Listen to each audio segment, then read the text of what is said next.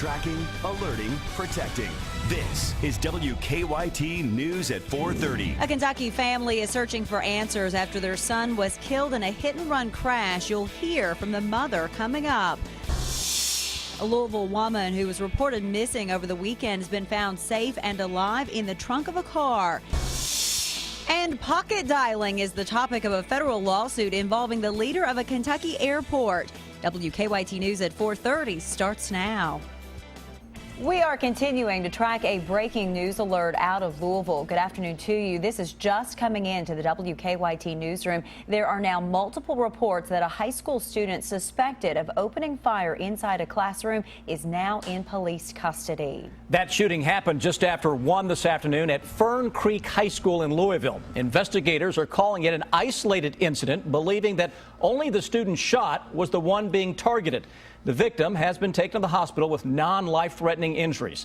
The shooter is believed to be a 16-year-old sophomore.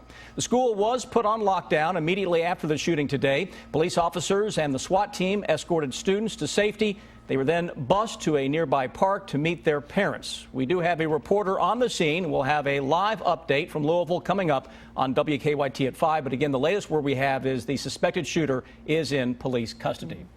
It's been nearly 3 months since a southern Kentucky man was killed while he was walking down his street. Police in Pulaski County have called it a hit and run. WKYT's Phil Pendleton talked with Ricky Meredith's family about their search for answers. It's our top story at 4:30.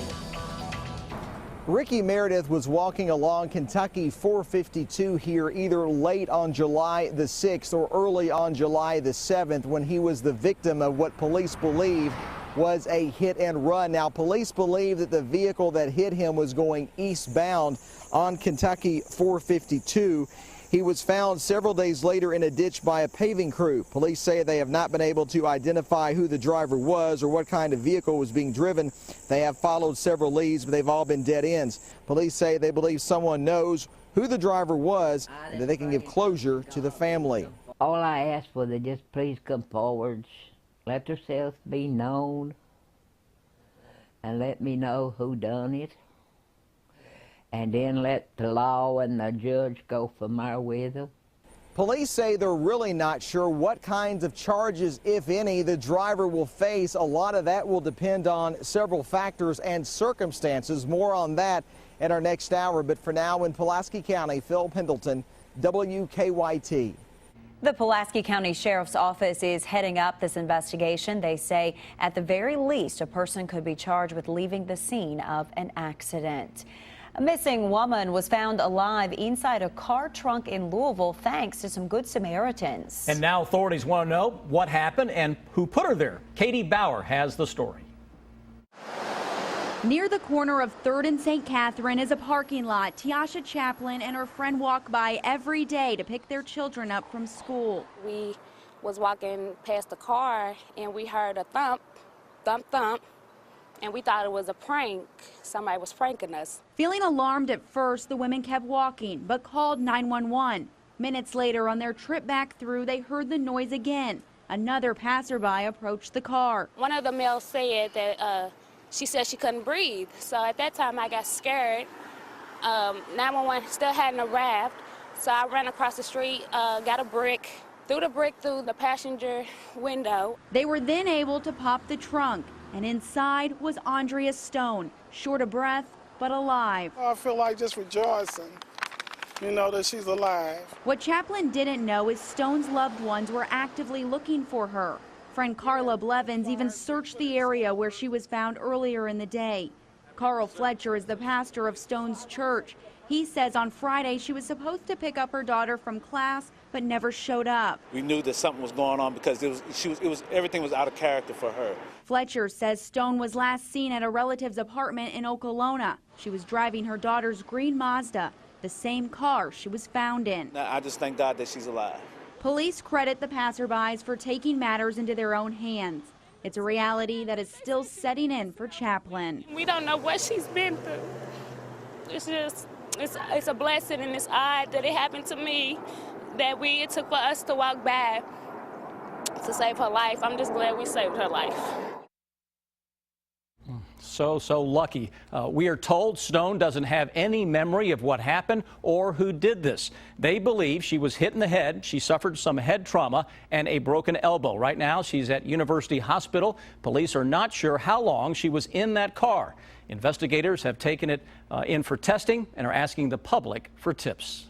Police are investigating another crime alert near the UK campus. A man says he was robbed by a group of gunmen overnight while on East Maxwell Street. After stealing his wallet and phone, the victim told police one of the men hit him with a gun. So far, no arrests have been made. Police are investigating a break-in at a Lexington country club. It happened just before 3 this morning at the Spring Valley Golf Club on Sandersville Road. Police say they found a phone line that had been cut. They think someone got in through a window, but nothing appears to have been taken.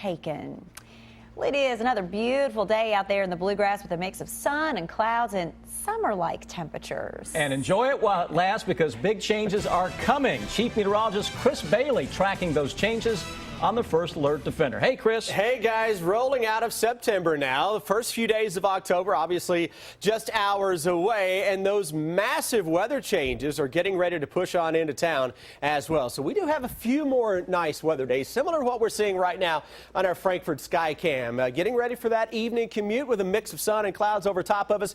It's a good-looking afternoon in southeastern Kentucky down at Jackson and Breathitt County. Starting now to see a little more color in all of the higher elevations here across the Appalachian Mountains. Can you imagine this view coming up in about 2-3 weeks from now? We'll start to see a whole lot more color beginning to show up. Something else that is showing up now, clouds across parts of northern Kentucky into parts of Indiana, Ohio. Most of the shower and thunderstorm action with this, though, is to the northeast of us. It's around that area of low pressure. What this front is doing, it's coming through on a dry note. It has some warm air out ahead of it. There's a little cool down behind it. It's going to be pleasant, though, as we go into tomorrow. Nice for a couple more days. And then we flip the pattern around. Big changes start to blow into town as we go toward Friday. That is when an honest-to-goodness front that is straight out of November begins to show up here into central and eastern Kentucky. And that's going to provide us with some massive changes for both the dry weather and especially those temperatures, guys. Wait until you see the numbers I've set aside for the weekend forecast when I come back in a few minutes.